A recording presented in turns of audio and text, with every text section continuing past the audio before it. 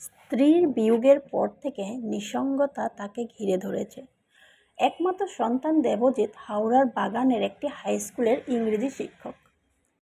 ভোরের আলো ফোটার সঙ্গে সঙ্গেই ঘুম থেকে উঠে পড়েন হিরণ্ময় রায়চৌধুরী। তারপর তপ্তি তাকে চা বিস্কুট দিয়ে যায়। খাটে বসেই তিনি চা বিস্কুট খান। এর ঘণ্টাখানেকের পরেই ছানা নিয়ে আসে তাপসী। ততক্ষণে খবরের কাগজও চলে আসে। চা না খেয়ে কাগজ পড়েন হিরণ্ময়বাবু। কাগজ পড়া হলে দ্বিতীয় রাউন্ড চায়ের অর্ডার দেন। এখন শীতকাল, চাটা একটু বেশি হয়ে যায়। তপ্তি সারাদিনের কাজের মেয়ে, পাশাপাশি হিরণ্ময়বাবুর দেখাশোনাও করে। তিনি হাঁটতে পারেন না, হুইল চেয়ারেই তার অবলম্বন। তার দুটো পাও আর্থাইটিসে আক্রান্ত, হাঁটতে পারেন না। অনেক চিকিৎসা করেছেন, প্রচুর ওষুধ খেয়েছেন, লাভ হয়নি। তবে ডাক্তাররা বলেন একবারে হাঁটতে না পারার বিষয়টা কিছুটা তার মানসিক কারণেও বটে। সারাদিন একাকিত্বের যন্ত্রণায় ভুগতে ভুগতে হিরণ্ময়ের মৃত্যু চিন্তা আসে মাঝে মাঝে। মনে জোর পান না, কিছু ভালোও লাগে না। স্ত্রী বিয়োগের পর থেকে নিঃসঙ্গতা তাকে ঘিরে ধরেছে। একমাত্র সন্তান দেবজিৎ হাওড়ার বাগানের একটি হাইস্কুলের ইংরেজি শিক্ষক। বিয়ে করেছে ওই স্কুলেরই বাংলার শিক্ষিকা শ্রীতমাকে। শ্যামবাজার থেকে ডেইলি প্যাসেঞ্জারই কষ্টকর, তাই তারা বাগানেরই একটা 2 কামরার ছোট ফ্ল্যাট কিনেছে। শনিবার বাড়ি আসে, পরদিন চলে যায়, কোনো সপ্তাহে আসেও না। হিরণ্ময়বাবু ভাবেন বাড়িতে যদি একটা নাতি কি নাতনি থাকতো কত ভালো নয় হতো। ছোট ছোট পায়ে বাড়িময় ঘুরে বেড়াতো, তাকে দাদু দাদু করতো, কুলে উঠে বসত। তিনি নানা গল্প শোনাতেন। অবশ্য ছেলে বৌমা কি তাকে রাখতো এখানে? আর সত্যি তো, এখানে কেই বা দেখাশোনা করবে তার? পুজোর ছুটিতে টানা 10 দিন ছিল দেবজিৎ আর শ্রীতমা। এই কটা দিন তিনি যেন নতুন জীবন পেয়েছিলেন। ছেলে বৌমার সঙ্গে গল্প হাসি ঠাট্টা করেই কেটে গিয়েছিলেন দিনগুলো। কিন্তু তারা চলে যাওয়ার পর আবার সেই একাকিত্বের যন্ত্রণা। সেবার শ্রীতমা বলেছিল, বাবা মনে নেই অর্থোপেডিক সার্জন কি বলেছিলেন? আপনার হাঁটাচলা করার ইচ্ছেটাই চলে গেছে। মাঝে মাঝে হাঁটার চেষ্টা করে দেখতে তো পারেন, অন্তত আমরা যখন থাকি আমাদের ধরে ধরে। শ্রীতমার কথা শেষ হওয়ার আগেই হিরণ্ময়বাবু বললেন, কোনো দরকার নেই, আমি এইভাবেই থাকবো। বরঞ্চ তোমরা চেষ্টা করো তাড়াতাড়ি বদলি হয়ে এখানকার কোনো স্কুলে চলে আসার। বদলি কি মুখের কথা বাবা, চেষ্টা তো করছি, সরকারি ব্যাপার জানোই তো, দেবজিৎ বলল। হিরণ্ময়বাবু বললেন, বেশ, তোরা পাকাপাকি এখানে চলে আয়, তারপর হাঁটার চেষ্টা করবো। এটা তোমার রাগের কথা বাবা, সেরে ওঠার কোনো ইচ্ছেই নেই তোমার?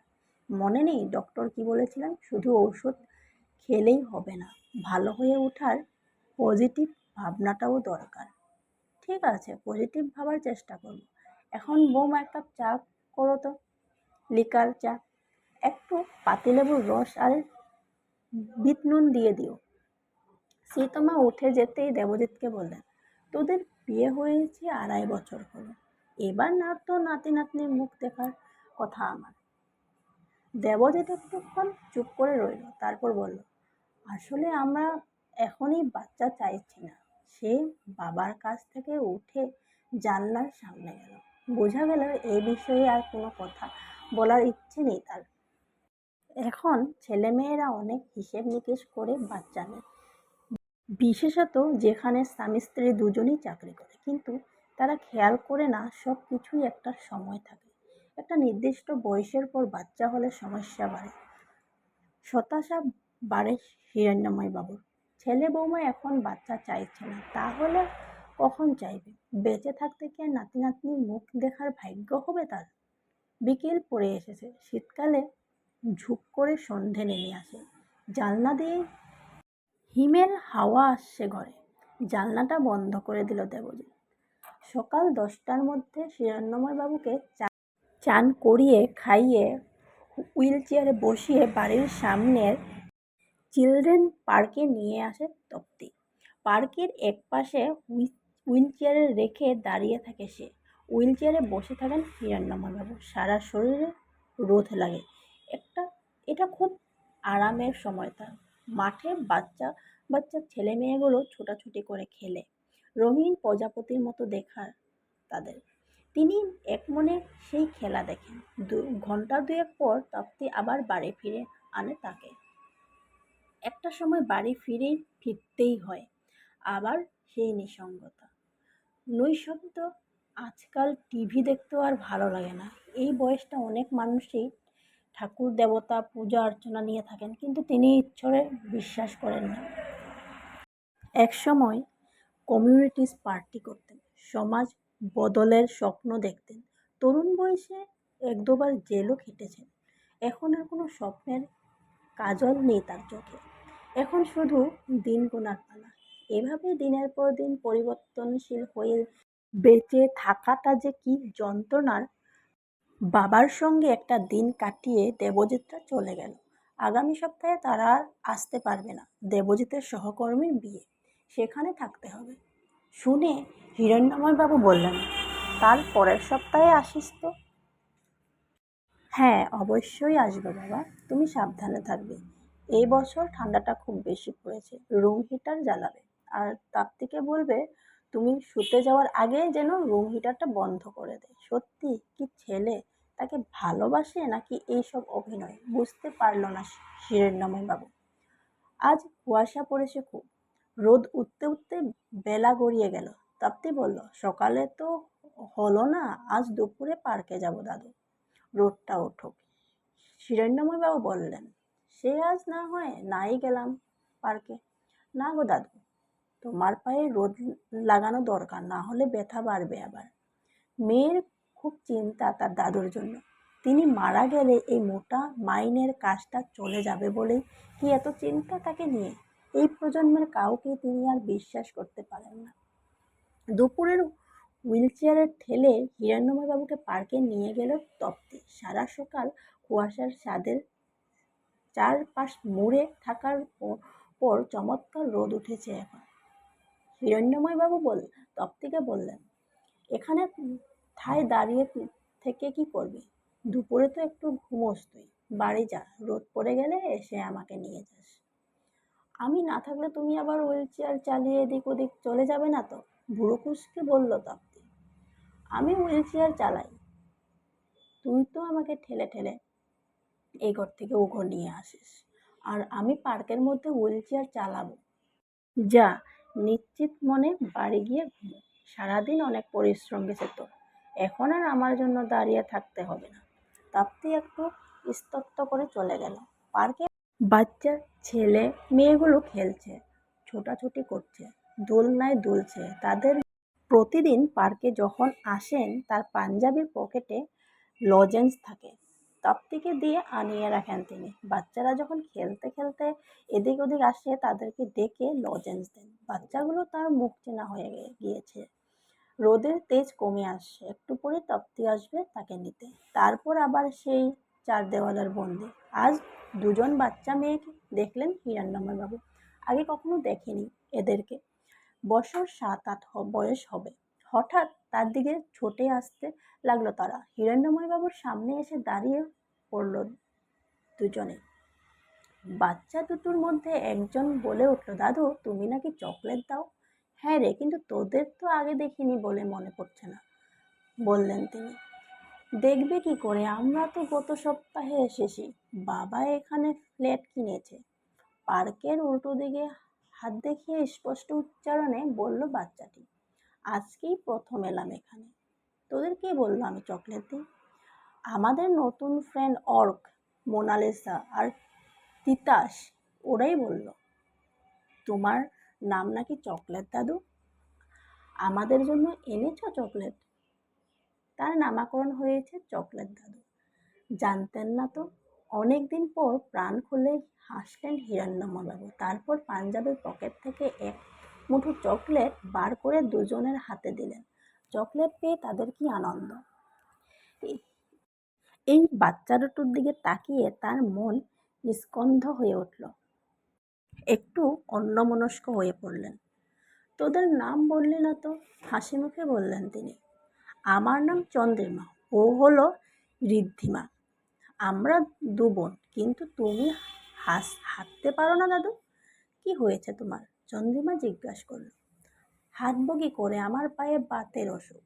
তাতে হাঁটতে পারবে না কেন? আমাদের দাদুর পায়ে বাত, দাদু তো নিজে নিজেই হাঁটে।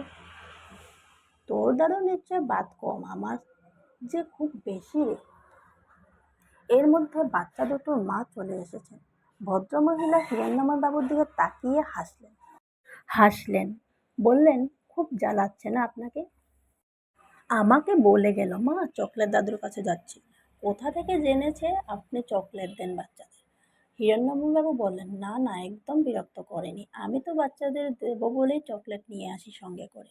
এই নিষ্পাপ শিশুগুলোকে দেখলে আমার মনটা ভরে যায়।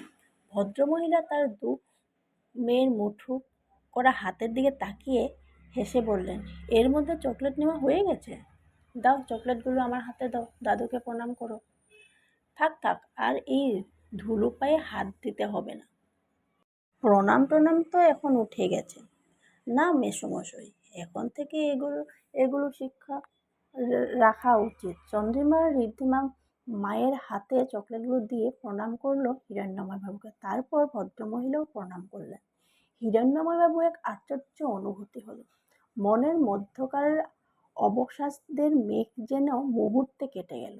তার হৃদয়ে অনুরিত হতে লাগলো অপূর্ব সুরের মূর্ছনা। মহাপ্রলয়ের মধ্যে দাঁড়িয়ে তিনি যেন অনন্তময় এক জীবনের অস্বাদ পেলেন। তার যদি এরকম নাতি নাতনি থাকতো। ফিরে যেতে যেতে চন্দ্রিমা ঋদ্ধিমা একসঙ্গে বলে উঠল, কাল আসবো আবার দাদু। হিরণ্যময় বাবুর মুখটা আলোকিত হয়ে উঠল এক অনাস্বাদিত ভালোবাসার ছোঁয়ায়। বেলা পড়ে এসেছে, এবার তপ্তি আসবে তাকে নিয়ে যেতে। পরদিন হিরণ্যময়বাবু তপ্তিকে বললেন, আজকেও দুপুরে পার্কে যাব, বুঝলি? সকালে আর বেরোবো না। কেন সকালে বেরোবো না কেন? আজ তো আর কুয়াশা হয়নি। তপ্তি বলল, না হোক, শীতকালটা দুপুরের বেলায় যাব পার্কে। তাই যেও, তোমার যখন যেতে ভালো লাগবে তখনই যেও। দুপুরে পাঞ্জাবি দু পকেট ভর্তি করে চকলেট নিলেন হিরণ্যময়বাবু। বেশ কয়েকটা হাতেও রাখলেন। তপ্তি হুইল চেয়ার চালিয়ে পার্কে নিয়ে গেল তাকে। যা, কালকের মতো বাড়ি গিয়ে ঘুমো, ঠিক সময় মতো এসে নিয়ে যাস আমাকে। তপ্তিকে আদেশ করলেন তিনি। ঠিক আছে বলে চলে গেল তপ্তি। কিছুক্ষণ পরে ঋদ্ধিমা আর চন্দ্রিমা ছুটে ছুটে এলো তার কাছে। তোরা এসে গেছিস, এই নে চকলেট, বলে দুজনকে দুমুঠো চকলেট দিলেন তিনি। ঋদ্ধিমা বলল, দাদু, আমাদের দাদু যখন হাঁটতে পারে তুমিও পারবে। না রে দাদু, তোদের দাদুর চেয়ে আমার অসুখ অনেক বেশি, আমি পারবো না। কিচ্ছু বেশি নয়, তুমিও হাঁটতে পারবে, আমরা তোমাকে হাঁটাবো আজ। চন্দ্রিমা হিরণ্যময় বাবুর একটা হাত ধরলো, আর একটা হাত ধরলো ঋদ্ধিমা। উঠে দাঁড়াও দাদু, তুমিও হাঁটতে পারবে আমাদের দাদুর মতো। চন্দ্রিমা বলল, পারবো বলছিস? খুব পারবে, আমরা তো ধরে আছি তোমাকে। আর পড়ে গেলে? কিচ্ছু পড়বে না, উঠো। দুপাশ থেকে দুজনে ধরলো তাকে। চন্দ্রিমা বলল, এবার উঠো দাদু, আমরা ধরে আছি তোমাকে শক্ত করে। বাচ্চা দুটোর দিকে তাকিয়ে শিশুর মতো করে হাসলেন হিরণ্যময়বাবু। অনেকদিন পর শরীরে যেন বেশ বল পেলেন। আশেপাশে তাকিয়ে কয়েকবারের চেষ্টায় আস্তে আস্তে হুইল চেয়ার ছেড়ে উঠে দাঁড়ালেন। দুটি বাচ্চা দুদিক থেকে শক্ত করে ধরে রইল তার দুহাত। দেখলে তো দাদু, কি সুন্দর দাঁড়ালে তুমি? ঋদ্ধিমা বলল, হ্যাঁ রে, দাঁড়ালাম তো। এখন বসে পড়ি? না না, বসবে না, সোজা হয়ে দাঁড়িয়ে থাকো একটু। চন্দ্রিমা বলল। বেশ কয়েক সেকেন্ড দাঁড়িয়ে থাকার পর ঋদ্ধিমা বলল, এবার হাঁটো দাদু, আস্তে আস্তে, আমরা ধরে আছি তোমাকে। হাঁটতে পারবো বলছিস? কেন পারবে না, খুব পারবে। কি সুন্দর দাঁড়ালে তো তুমি। চন্দ্রিমা শক্ত করে চেপে ধরলো তার হাত। এবার আস্তে আস্তে এক পা দু পা করে পার্কের একটা সাইড ধরে হাঁটতে লাগলেন তিনি। কোনো কষ্ট হচ্ছে না তো তার, কোনো ব্যথাও অনুভব করছে না। এক আশ্চর্য শক্তি যেন তাকে ভর করেছে সারা শরীরে। আর দুপাশে তাকে ধরে রেখেছে দুটি ফুটফুটে বাচ্চা মেয়ে। কিছুটা হেঁটে গিয়ে পার্কের ব্রেঞ্চিতে বসলেন। চন্দ্রিমা ঋদ্ধিমা তার দুপাশে দাঁড়িয়ে রইল।